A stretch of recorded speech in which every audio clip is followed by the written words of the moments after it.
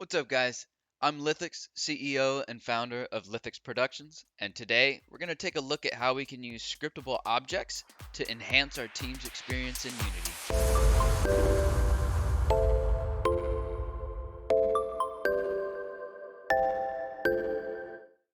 Hey guys, before we get started, I just wanted to show you that according to YouTube Analytics, 85.4% of people who watch our videos are still not subscribed.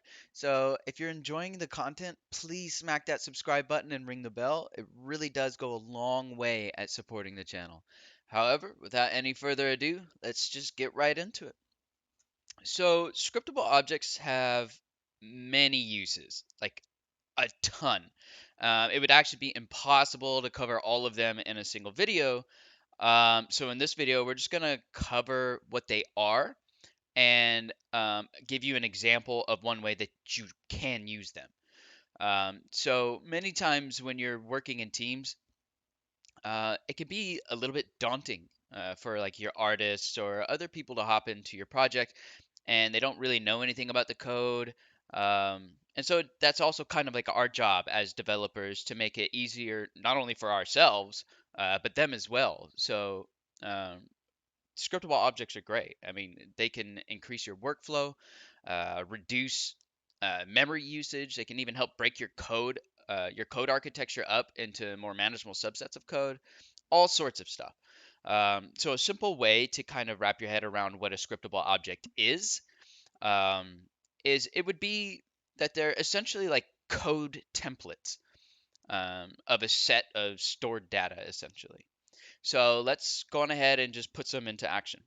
Let's create a cube. So create a cube, just right click, create cube. Now let's create a folder. We'll call this one scripts. All right, and then we actually want to create another one to hold our scriptable object. So we'll just call it scriptable objects. All right, now let's right click in our scripts and we're going to create two different scripts. This one we'll just name it our cube controller. And then we also want one to, we'll just call it cube attribute. Okay. Now let's go on ahead and open up our cube controller in Visual Studio.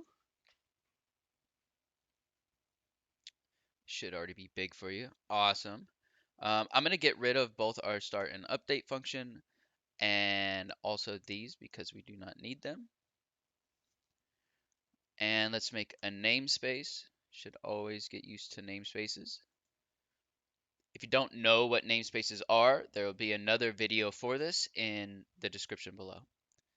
Okay, so we'll do give it a fancy name. We'll just call it Scriptable Object Tutorial. Yeah, there we go. Okay, now let's move this onto the inside. And this is pretty much all we need to do for now to set this script up to start getting ready to accept our data from our scriptable objects. So let's go on ahead and hop over into our cube attributes. And we're going to do the same thing. We're just going to remove everything from the middle. We don't need any of the stuff at the top. And we'll make our namespace. Okay. And slap that right on in there. Okay, so now if you're having a bit of trouble following along, just keep in mind you just feel free to pause at any time or rewind as needed. The code base will also be available on GitHub for patrons. Okay, so um, this is not going to be a mono behavior um, because we're actually creating a scriptable object instead here. We're not actually going to be running functions from this script. So we're going to remove this. And it's going to be, yeah, you guessed it, a scriptable object. Look at that. Nice and easy. So we need to think of a couple things that we want to be able to change on our cube, right? So let's just start out with some simpler stuff. Let's do public string. We'll call it cube name, right? We can change the name. It'll be pretty easy. We'll just make this equal string empty for now. And a couple other things. Let's do uh, let's make this a vector 3, and we'll call this size. Actually, no, I just want this. Let's make this a float, and we'll set it as a vector in the other script. So we'll do float, and we'll call this size. And for now, we'll just make it 0. And then let's change the color, right? That's fancy. Oops. Public. If I can spell. We'll do a new color. Oops. We'll do 0, 0, 0. All right. Oh, we got to give it a name here. We'll just call it color. Okay. So these are going to be the things that we're going to change, right? So in order to actually make this usable and easy, we're going to add this right above our class name. Okay, so we want to do create asset menu. And what this does is it allows us to create a drop-down menu to be able to select our scriptable objects from. Okay, and then we'll do a file name, and file name is what your object's going to be named when it is placed into your project folder. You can always change the name; it stays highlighted, but this is like the base name for it, right? So we'll just call it cube attributes, right? And now we want to create a menu name, and this is what the name is going to be inside of the menu. So we'll just call this again cube attributes. Okay. Now let's save this and let's hop back into our cube controller so we can start taking in some of this data, right? So we're going to create, we'll do serialized field private, and we're going to reference our cube attributes, and we'll just call them attributes. Set it to null. Okay. Now we need to create a start function, and I do mine auto, so I just type start and hit tab, but make sure that if you do that, it does add private in front, so private void. Sometimes it just adds void for some people, so um, it's just good practice to make sure that it keeps saying private in here. It keeps your code a little bit more organized and clean instead of having different things saying public, private, and some with none or whatever. So let's do, we'll change our game object name, right? And we're going to make it equal to our attributes dot cube name, okay? Which is the name of our in here, right? It's the cube name, okay? So then the next one that we wanted to do was, what was it? Size, okay. So let's do our transform dot scale, local scale, is going to be equal to a new vector 3, and we'll just do attributes dot size, attributes dot size, and attributes dot size. That way it just scales evenly across the whole thing. And then for color, let's go on ahead and save this now, because for color, we're actually going to have to hop back into Unity. Okay. And let's create a new folder, and we'll just call it materials. Right click on materials, create a material. And we'll just call this cube material. Okay, now let's drag and drop that onto the cube. Now that we have that, we can hop back into our script here, and let's reference it at the top. So we'll do another serialized field. We'll do it private material. Oops.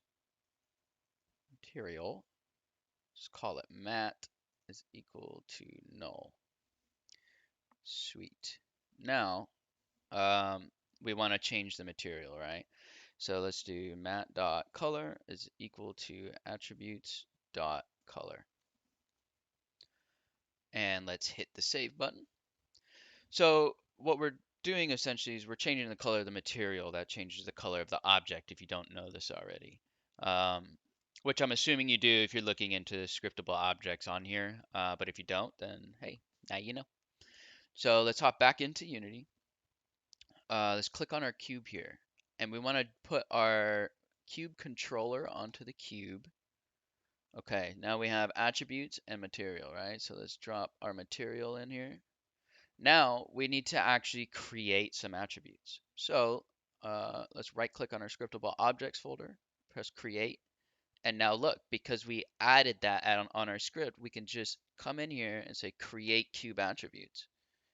So now let's just name this something, right? We'll call it Joe, give it a size of 2, and then we can change the color, right? So let's do something like, I don't know, orange. Okay. Um, and also when you create these attributes, like I said before, it stays highlighted. So you can rename this, right? So we can maybe name this Joe, right? And then I could delete this. We could have just renamed that, but just to show you that it's just already there, right? So we can name this Joe, set it to 2. Again, we'll just do some kind of orange color. Now, if you click on your cube, we can now drag this scriptable object into our attributes. So it's going to take this data now that we just set over here. So let's just hit play and see what happens. There we go. So now we got a cube named Joe with a scale of 2, and it's that weird orange color, right? So now you can start to see how this can actually be super useful for so many things, right? So let's just create a couple more. I'll call this one Chris, I guess, right? Chris, and he can be, I don't know, let's make it bigger, right? And then we'll do like green. Okay. So now if I go on my cube and I put Chris in there and hit play, now it's bigger, right? It's Chris with a scale of 4 and it's green. So these can be used for all sorts of stuff. As you can tell, I was able to change a name, a scale, even something that was added to that object. So keep in mind, like this type of information can be used for character stats, right?